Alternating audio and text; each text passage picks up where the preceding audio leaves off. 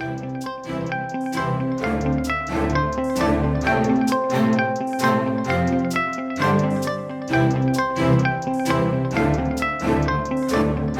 evening. Good evening. I'm Larry Souter, and welcome to Stories of Amazing Grace. We're coming to you from Bixter Chapel at the Madison Church of Christ in Madison, Tennessee. Thank you for joining us online. Some are listening by way of radio and on Apple Podcast, and of course for being a part of our live audience. Our theme scripture comes from Romans 8:38 through 39. I'm sure that nothing can separate us from God's love, not life or death, not angels or spirits, not the present nor the future, and not powers above or powers below. Nothing in all creation can separate us from God's love for us in Christ Jesus our Lord. My guest tonight is Diane Burton. She drove all the way from Oklahoma through Arkansas to get here, so we appreciate that. She is the author of The Master's Masterpiece, a preacher's wife's journey from a broken and fat masterpiece to the Master's Piece. And that's available in the lobby and also at the mastersmasterpiece.com website. Her many titles include Grief Coach and Christian Women's Life Coach, Health Coach, and Holistic Cancer Educator, and the creator of the Wisdom Board and Wisdom Series. In her Wisdom Board workshops, Diane helps women realize the importance of God's wisdom to help them spiritually, emotionally, physically, and financially. And Diane was featured as a TEDx presenter in 2018 at Harding University. And I've asked Diane to share about 15 minutes of that TEDx talk with us tonight before we take the stage for the interview. So please welcome Diane Burton. Come on up. Thank you so much. It is a joy to be here. And actually, my talk's not 15 minutes. I scaled it down a little bit. And I am using notes. I'm just going to tell, he asked me just a couple of days ago, would you be willing to do that? And I said, sure, I'll have to dust it off and pull it out. And so it's not memorized like it was. So I hope you'll bear with me as I use my notes. In January of 2011, I made the decision to get out of a very toxic relationship. A relationship I'd been in for over 40 years. This wasn't easy. I had to look at this person every day. I lived with them 24/7. This toxic relationship wasn't with someone else. It was with me. And I knew with certainty it was time to leave. I discovered I had allowed this toxic relationship to keep me from being who God intended me to be. I found myself sabotaging my dreams and my goals by my toxic self-talk.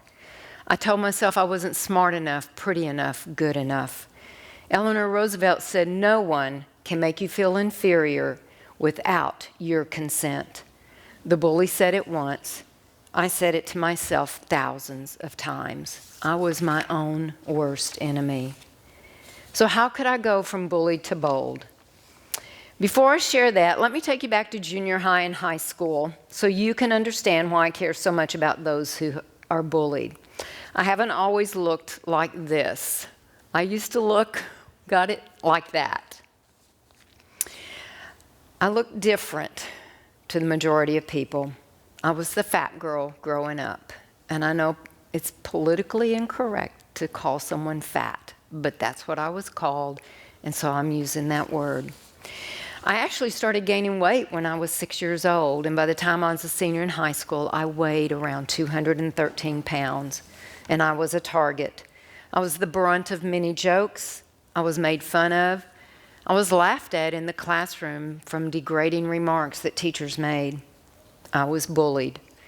It seemed as though people didn't think I had feelings, and I allowed myself to feel worthless, stupid, and ugly. It made me numb. I allowed it to cause me to eat more. And I often ask, why was I made like this? Why couldn't I just look like the popular girls? Are any of you remembering a time maybe you were bullied? I know that it's in the audience. I've had people tell me. It was January of 1971, my senior year in high school, when I began losing the weight physically. And it was January of 2011, during a coaching process while being trained to be a grief coach, when I emotionally released the weight of the fat girl. I had allowed those degrading words to haunt me and shape my life for 40 years. After I got home from that grief coach training, I took this fat girl picture, that one, and for some reason I carried it in my wallet. And I took it and I tore it up. And I put it in a dish. My husband and I were sitting at the dining table, and I burned it. And I said, this is no longer me. And since then, it's been a daily process of paying attention to my thoughts and learning to love the person in the mirror. With much study and prayer, I learned many lessons from being bullied by myself and others. And these turned out to be gifts, which I got to unwrap, allowing me to step into my full potential. You know, there's a myth that says words don't matter, but the truth is words do matter.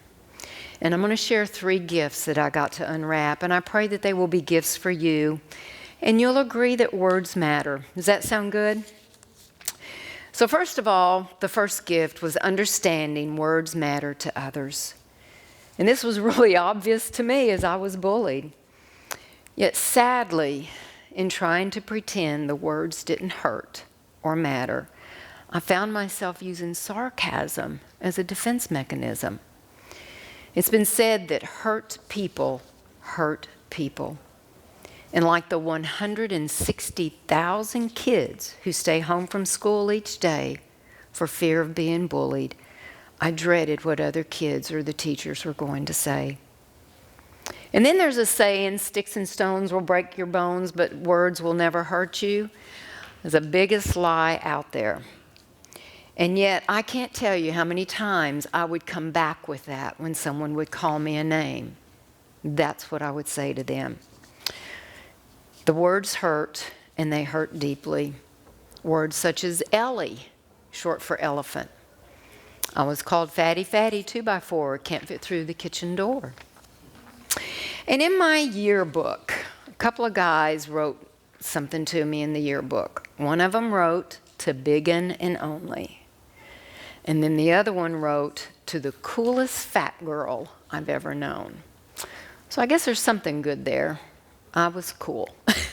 I may have been fat, but I was a cool kid. Now, while working on this talk, I found some alarming facts.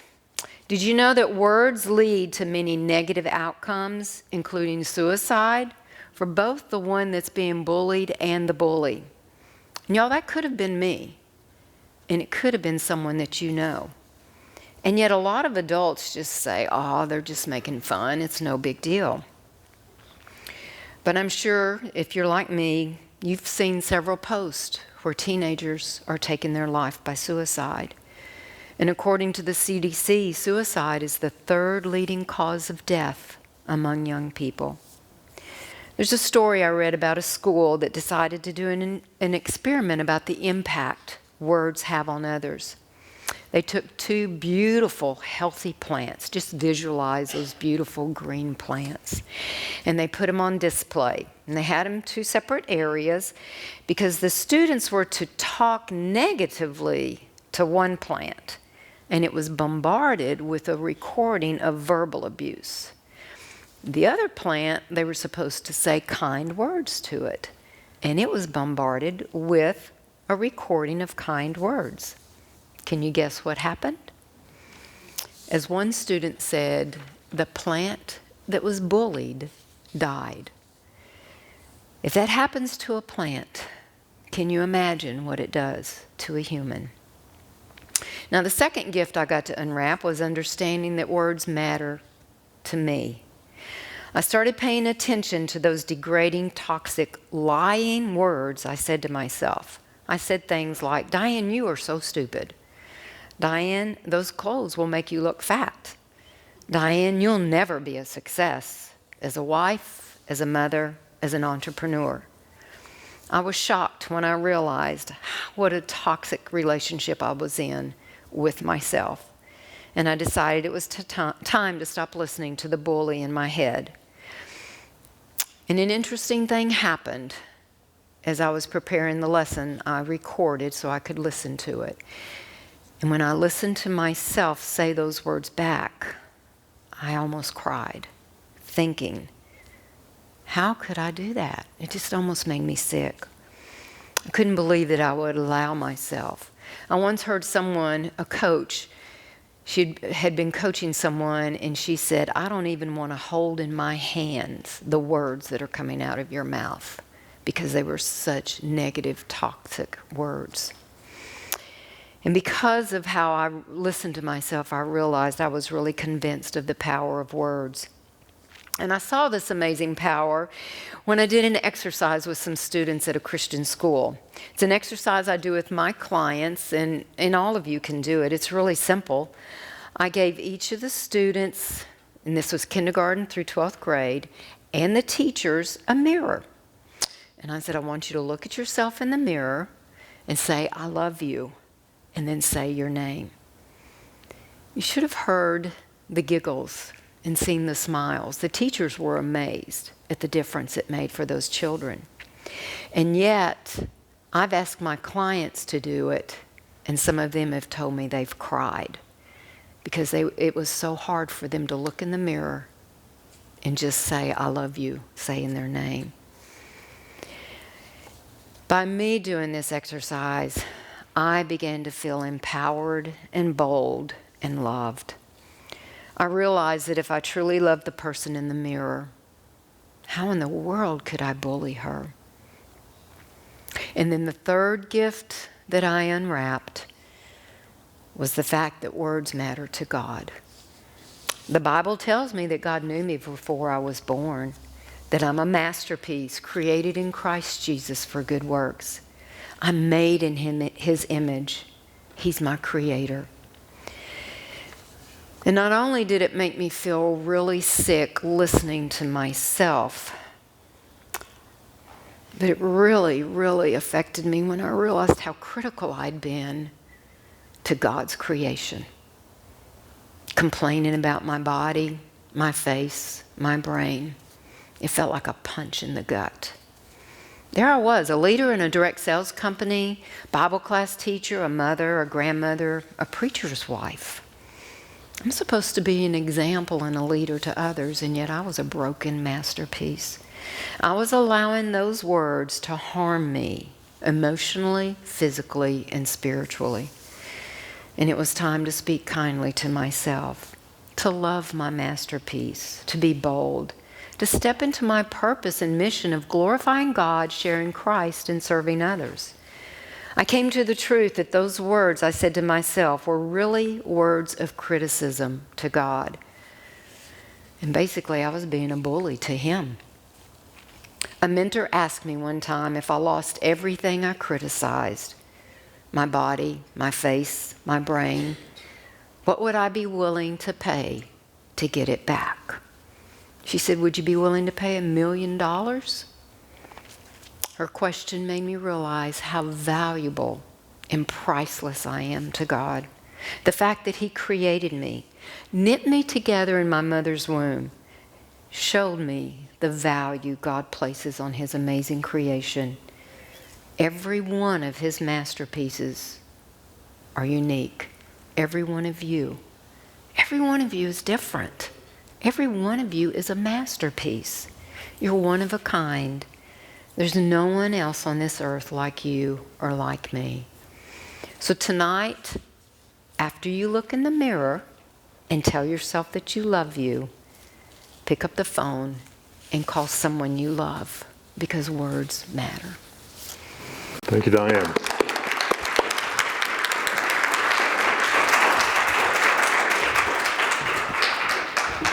Thank you so much for sharing those thoughts.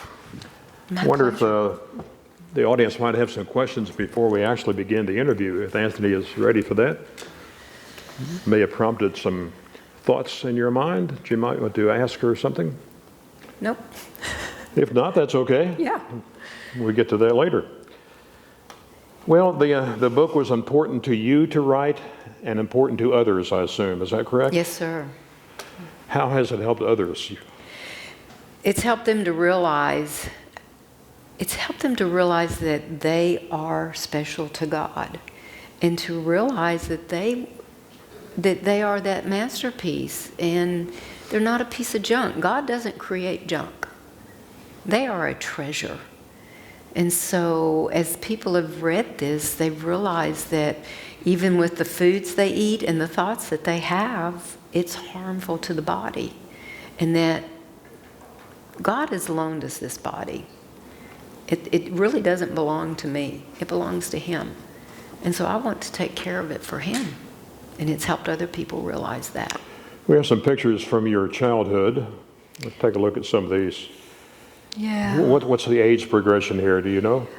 This is about the time I started gaining weight. I think this one was about 3rd grade. That one maybe 6th or 7th grade, 6th grade. Oh, that sad haircut. Can the Bible help us lose weight? I believe it can, because of the tell me. scriptures that are there. The scriptures that, you just go to Psalm 139 and you read about how God, I love the part where it says He knit me together. He took special care when He created every single person in this room. And I believe that if we will really focus on what He created here and how intricate all our organs are. You know, I can't look in there and see what's going on. Yet I can take care of it. I can give it the kind of care it needs, because if I don't, we're going to end up sick. And yes, we're not here forever. All of us will die. Yet I believe it's important for me to give it the care so that I can be my best for Him. I think that's something to really think about, Larry, because there are people who cannot do some works for the Lord right now because they have chosen not to take care of themselves. And therefore, they're not able to go and do some things. And that fits in with being a grandmother. That's one of the things I wanted to be sure that I can go play with those grandsons. You want to be around. Yeah, yeah. And so I believe that if we will really pay attention, and in 2 Thessalonians, is it 1 Thessalonians 5:23? Correct me if I'm wrong. We're to be blameless, mind, body, spirit, for the coming of Christ. So Mind, body, and spirit. Mm-hmm. So that incorporates all of it. Yes, my soul has got to be prepared to meet Him, but I believe that it's important for me to take care of the physical body also.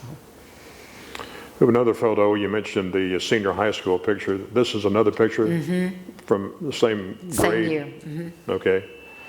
And you mentioned a note. We have a shot of that note. You can't read it here, but it says, "Diane, the coolest fat girl I've ever met."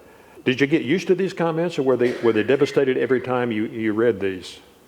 Oh, when I started my book and pulled out my annual and started looking at things and saw that, I was reminded. You know, I had kind of pushed it aside, but I was reminded, and it does not get any easier to have someone say something like that to you. It's hurtful, and every day it happened. So, no, it doesn't get any easier. What was the point where you said, "I'm going to lose this weight"? Did someone say something to you? Did you have some epiphany? What was it? It was constant all through the years of people letting me know that I was overweight, which was like, I do look in a mirror and I do see it. And people remind me all the time. But as long as people were telling me how fat I was and I needed to lose weight, I wasn't going to do it. It was almost a very stubborn, rebellious type attitude. In my senior year, I would go to school in the morning, and in the afternoon, I would work at a bank. And one of the ladies at that bank, several of the ladies talked about losing weight and things like that. And she said, "Hey, Diane, some of us are going to a weight loss meeting tonight. You want to go?" I was like, "Yeah, I'll go with you." I have no idea why I agreed, but I agreed to go. And so I went, and we were given choices of different diets and things like that. And I picked a diet, and I went home and told my mom this is what I was going to do. And that was January of 1971. And I stuck to it and lost the weight a lot by the time I graduated, and more by the time I started college. And then over the years, I've released more to where I am now. So it was just that invitation. And what's interesting is she went to church with us. And it wasn't until maybe 3 or 4 years ago it dawned on me, I wonder if she and my mom collaborated on that for her to invite me. And I have no idea because my mom has passed away. But it's okay if they did. It worked. And so it was time. Do you have suggestions of what we should and should not eat? You know what I have sitting out here, buckets of candy. I do. Stay away from the processed foods. Stay away from sugar. They're harmful. They really are harmful to the body. I eat mostly plant-based just because I feel better that way, and it's easy for me.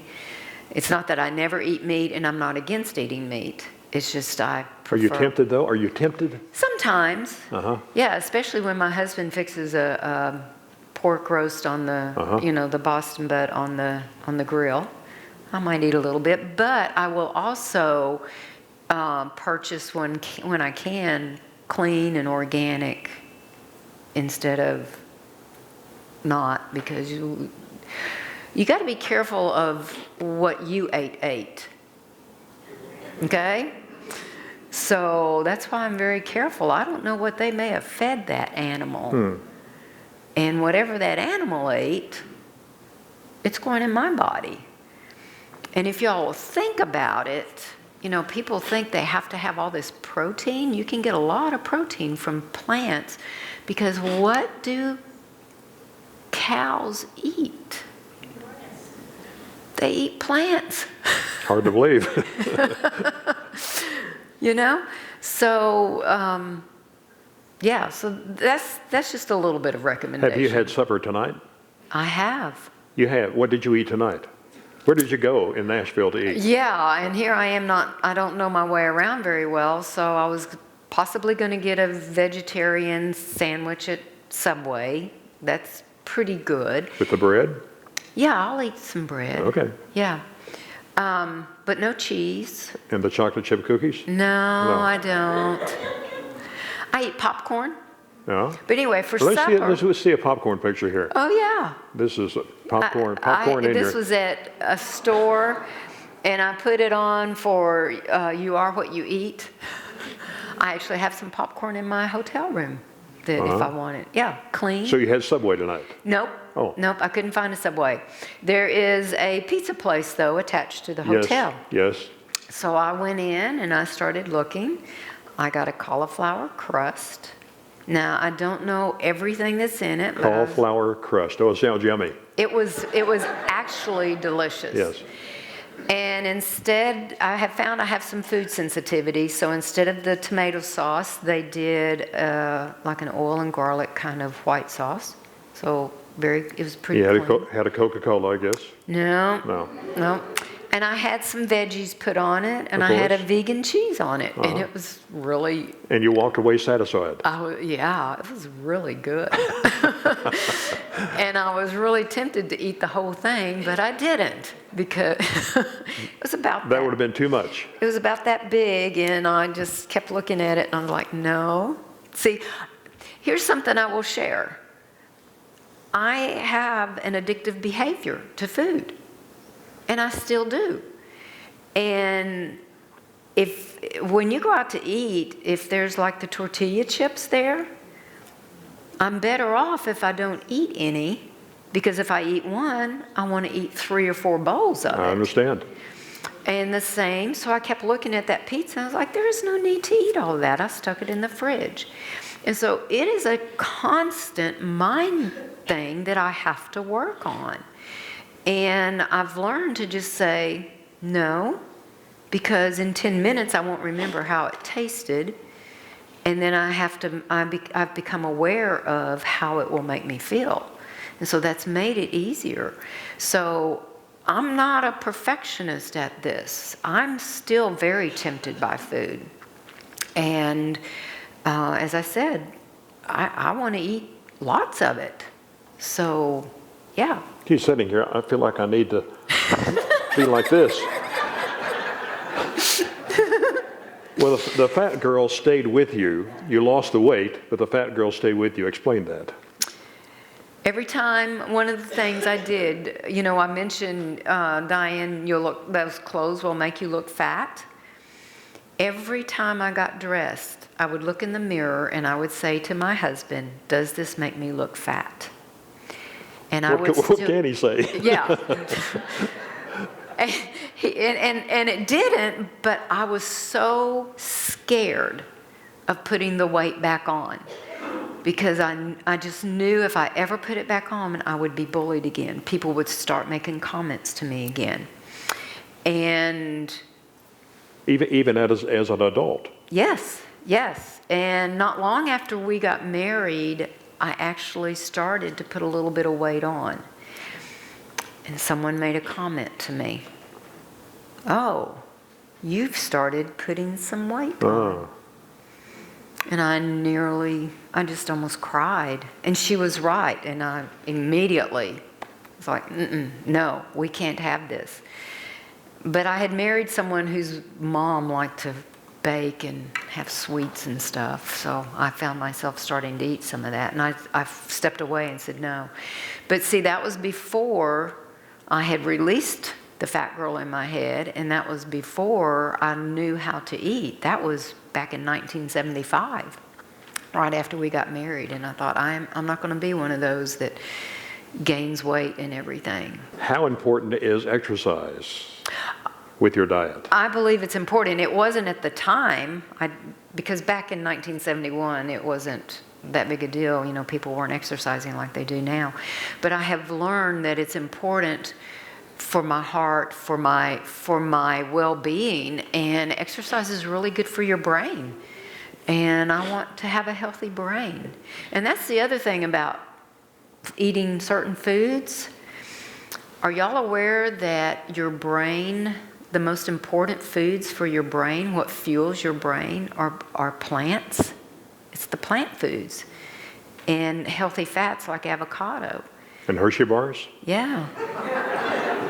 That's the wrong sugar.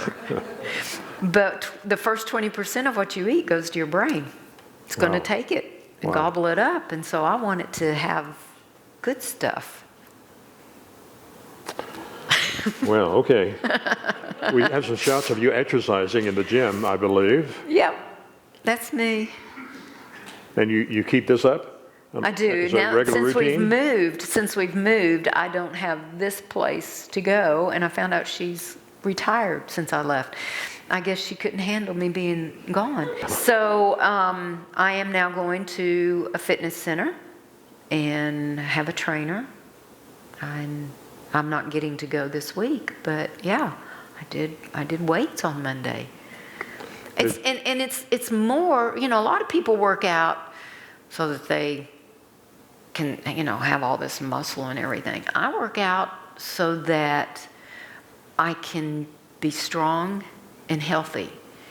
And I have a little bit of the osteoporosis going. I got these little bitty bones. Can you imagine 200 pounds on this body with little bones? I always thought I had big bones until I lost weight. And so it's important to exercise for that reason. How about your husband? Is he okay? Overweight? Underweight? About right? He could stand to release. He could stand to lose some? Yes, we eat differently. I'll just put it that way. You have some arguments once in a while about that?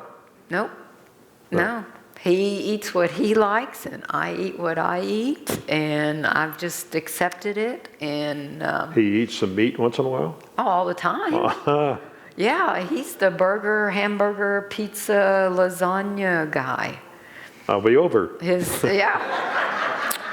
he, he, um, he started teaching an online Bible course for a school of preaching last night, so he ate early because it was at 5:30.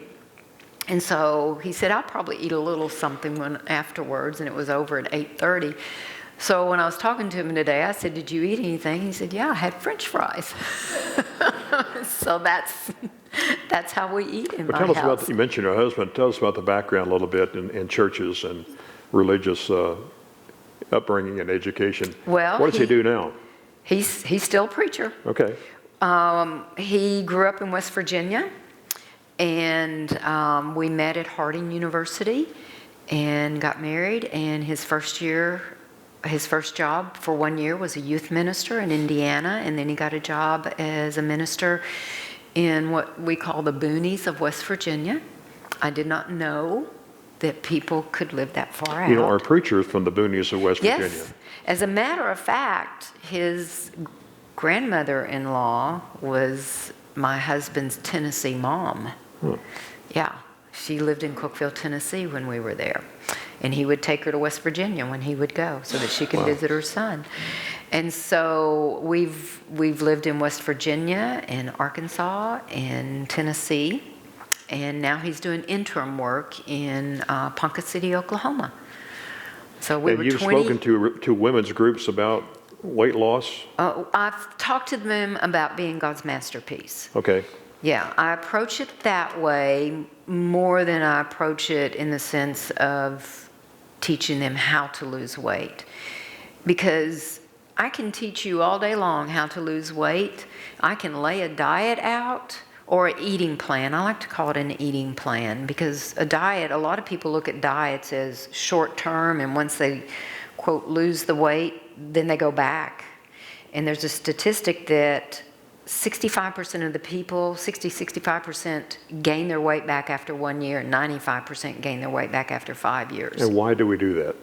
Because you looked at it as just losing the weight, and you did not look at it as a lifestyle, and you did not get your mindset correct. You've got to work on the mindset. You've got to look at food differently. It's important to look at food as fueling your body. You eat to live instead of living to eat, which is how I was. I could go to a church potluck and pile it up 3 times when I was younger. Yeah. Yes, me too. And now people are so concerned if I don't eat very much at a potluck. I had one lady come up to me and say, what will you eat? People eating is so important to me. Tell me what to bring. It's like, I'm fine. I'm not starving. What's a good snack for you? Ooh. A carrot? Celery stick? Sometimes. Oh, a teaspoon of peanut butter. Ooh, that'll fill you up. No, just a little. I don't need a lot sometimes for a snack. But yeah, my popcorn. A popcorn. Oh, I love my popcorn. Yeah. So I try not to snack too much. I eat a lot of fruit. I have a smoothie that I drink every day. I eat salads. I eat lots of veggies. I eat plenty of food. People sometimes don't think I eat very much. I eat a lot. I have been eating, and this is probably wrong, canned fruit. There's a lot of sugar in that? Just look at the ingredients. Some do, some don't. So I just look at the picture on the can. If it looks good. If it says heavy syrup, you're in trouble. If it's a big pineapple chunk, I buy it. Okay, well, read your ingredients. That's really, really important to read those ingredients. And on a side note, a lot of people will say, well, if it's diet, it must be good for me. Well, actually, the artificial sweeteners can be more dangerous than sugar. So if you're going to eat fruit, just eat the real deal. How about graham crackers? Probably too much sugar. That's too bad. Yeah. Hey, you know, it's God's pharmacy out there. He created all of this, and the foods the plants and foods that he created, they're designed to heal your body also. There are certain foods and plants that heal Well, let's get into that. Uh-oh. Can you beat cancer with a fork? Can you beat cancer with a fork? You can. You are a holistic cancer educator. What does that mean? It means we look at focusing on mindset, because believe it or not, there are certain emotions tied to certain cancers. And so that's one of the first things to look at, is what's going on in a person's life. It's not 100%, but the lady that I received my certification from helped over 30,000 people, and they watched the emotions of each person and the type of cancer diagnosis they had, and there were certain emotions tied to certain cancers. And then we look at the foods that people eat, because it's just important to pay attention to what is going into the body. All it means when a person receives a cancer diagnosis is the terrain is unhealthy. Cancer diagnosis is not always a death sentence. But that doesn't mean we should throw away medicine. No, and no. surgeries and chemo. No. Okay. Research it. This lady that I worked with, she said, I'm not going to say never ever do chemo, because there's times for it, and yet if it's a super early diagnosis, look at cleaning up the terrain. Look at cleaning up your thoughts and what's going on in your life, and see what happens. And there's a lot of research out there. There are a lot of different websites that you can go to and listen to people's stories that have done that. Is there one particular food you'd recommend to fight cancer? Or prevent cancer? I know, let me share for breast cancer, because that's a big, a lot of people the women have the breast cancer. Cruciferous, lots of broccoli and cauliflower and kale and those types of foods. The breast cancer cells hate that kind of food. Blueberries. There are just absolutely certain foods that the cancer cells don't like. And so you do your research on it and start flooding your body with the right foods, and it will make a difference. It really will. And, instead of waiting to get sick, what if you do it now? Give the care to the body now, so that you can live that long life, so that you can do for God the way that you want to and be healthy. Is there a point of no return in our health where we just can't? Oh, absolutely. Absolutely. And like I said, this is temporary. We're a tent, in a sense. And so none of us are guaranteed. I mean, one of us could step off this stage and fall over and die. We're not guaranteed. Yet, I feel like if I will put the right foods into my body and give it the right care, I have a better chance. And I feel like I've got a lot to offer right now. I wasted those 40 years, Larry. And so I'm determined to do my best and give my best right now. And that's why I wanted to be here. I want to share the message of how important it is to care for this masterpiece that God created, and so that we can be our best spiritually for Him. Get ready for some questions, but one other question. Please. Here. Tell me about the Wisdom Board and Wisdom Series. What is that all about? Well, I'm really excited about this Wisdom Board and the Wisdom Series, and everything's under the umbrella now of Whole Woman of God, spiritually, emotionally, physically, and financially. And a year ago, in June, I was speaking at a ladies' day in southern Arkansas, and they had asked me, the theme was on the Proverbs 31, Woman of Excellence. And as I was studying Proverbs 31, and I read the scripture that said, when she speaks with kindness, and her words are wise. And I got to wondering, am I always kind when I speak, and are my words wise? And I had been reading through Proverbs, one chapter a day, and you read through it once a month. And I've been doing that for probably 4 or 5 years now. And as I was thinking about the wisdom, I got to thinking, I wish I had had wisdom scriptures on my walls at home as my children were growing up. And I got to thinking about how I had done a workshop for a vision board. And I'm sure a lot of you have heard of a vision board before, and it's where you put your goals and dreams and all of that up. And so I have one of those. And I thought, why couldn't we have a wisdom board and put wisdom scriptures on it from Proverbs and other scriptures in the Bible, but specifically Proverbs, and not just the scriptures that make you feel good when you read it, but scriptures that say, seek wisdom, listen to wisdom, guard your heart. The kind of scriptures that you look at it and it's an action to take. Okay? Because every time we look at it, it goes into our subconscious mind. And my thought was, if you have a wisdom scripture in every room in your house, every time you walk by it, whether you think you're reading it or not, your subconscious mind, it's going in there. And one of my favorites, I believe it's Proverbs 4:7 in the New Living Translation, says, getting wisdom is the wisest thing I can do. And so I have it written on a little chalkboard that sits on the table. And so every time I walk by, I see that, and it reminds me.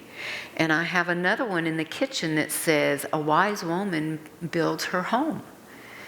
And every time I look at that, it reminds me to be wise in the decisions I make, to be wise in the words when I speak to Ken and then to others. And so I thought, why not have this in everyone's home?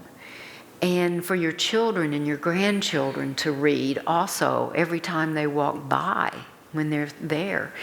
And so my very first one was on a poster board. I started with just some scriptures printed off, put them on a poster board, and I took it to that ladies' day. And I tell people I'm very creative, but I was not blessed with the artistic ability. My grandmother did oil paintings. She used to paint the baptistries in churches. I did not inherit that. So mine are very simple. And then I started getting a little more creative, and I had some made, and then I bought the little chalkboards, and I just use liquid chalk and write on them. And it's not so much about it being pretty and fancy, it's about having that scripture there.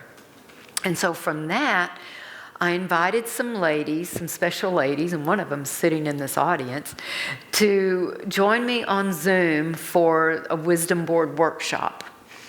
And so they did, and then I told them that I was going to be doing a wisdom series. And I created a series, and I told them I was going to be doing that, and I had not even written all the lessons yet. And so week to week, I was writing these lessons and preparing for this wisdom series. And so it was 16 weeks, 4 months. And first month, 4 weeks, every Monday night was by wisdom, a spiritual life is built. The next month, by wisdom, an emotional life is built. The next month was by wisdom, a physical life is built.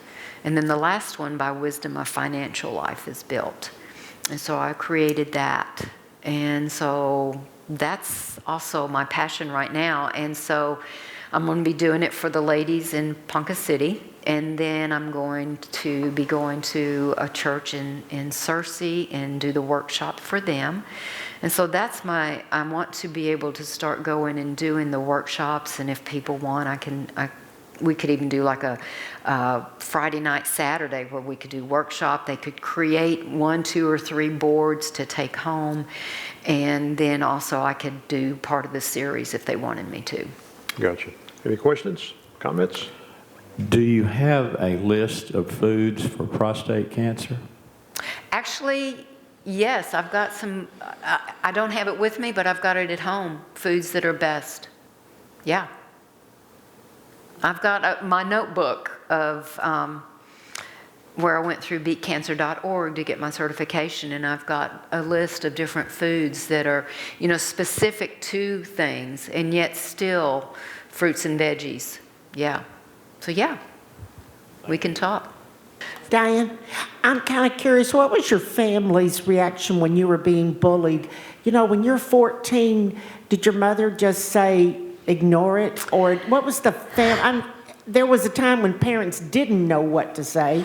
Yeah. I didn't know how deep it cut. I had wonderful parents, yet I was an embarrassment to my family. And just from some things that my brother and sister might have said, and my sister and I are very close now, and she apologized. But I don't think they realized how bad it was because I didn't think they would understand. So, yeah, I remember one time, and it wasn't everybody. I had some friends, and there were people that now look back and they will say, was I one of the ones that bullied you that I went to high school with? And I was like, no, you were one of the nice ones. But I remember one time in the youth group, we got together one afternoon and we were going to play touch football. And one of the guys said, let's choose teams. He said, all of us are over here and Diane is her own team. So those were the kinds of things, yeah, that people said. And then I've had people, someone tell me one time, you are so pretty. Can you just imagine what you would look like if you lost weight? So, little things like that. When you lose weight and you lose a lot of weight, you have a lot of skin left Yes, over. you do. Have you had surgery? Nope. Or did you do it with exercise? This is why I wear long sleeves. No, I did not have any kind of surgery at all, no. And the weight came off naturally with the way I ate. It was not a healthy diet as I look at it now. It's still a popular diet, but it's not healthy. And so that's another reason that I'm really focused on eating healthy. And no, I've not had any kind of surgery. So, and I didn't know to exercise. If I'd have known to exercise back then, I might not have that loose skin. A few years ago, they had the Atkins diet. I believe that was an all-meat diet. What do you think of that? That's the one I was on. Oh, really? We called it the grapefruit diet then. And it was, you either drank a small glass of grapefruit juice or ate half of a grapefruit, and then you ate meat and cheese. I ate so much tuna fish that I thought I was gonna, be a fish. Wow. I ate meat, cheese, pickles, green beans, meat, cheese, pickles, green beans. And chocolate pie. Give it up, Larry. Give it up. Anybody else? You said one night they just asked you to come with them to the weight loss thing. So were they encouraging you? How would you encourage someone else without insulting them? Or did you feel insulted when they asked you to come No, with I them? didn't feel insulted at all. It just felt natural for her because they would, so many of them talking about they needed to lose weight. It's a very, very delicate topic. And this is why I want to approach it the way I approach it, so that people have the right mindset instead of looking at the body so much because they're overweight and let's lose it so that I look better kind of thing. Let's do it for the right reason and do it for God so that you are caring for this amazing creation that He gave us. The book has 10 chapters. Each chapter is a question with 4 answers. So if you did 1 answer a day, you would have a 40-day devotional. And then the last third of the book is a 10-week study journal. And so you can go into it and it, like week 1 will take you back to chapter 1. And so you could do this on your own, or you could get with a group of ladies and study together. Thank you for being with us. Thank you. Thank you.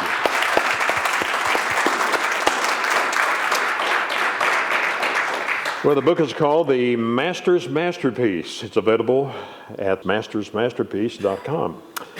I tried to find one quote from the book that I could close with, but there are too many good quotes. But I did find this. When you think about how God made your delicate inner parts, does this make you want to treat your body, your masterpiece, differently? Life and good health are gifts from God, and what we do with that health and how we steward our life is our gift back to God. Something to think about. Thank you for joining us on Stories of Amazing Grace. Thank you for being here, and we'll see you next month on Stories of Amazing Grace. Thank you, Diane. Thank you.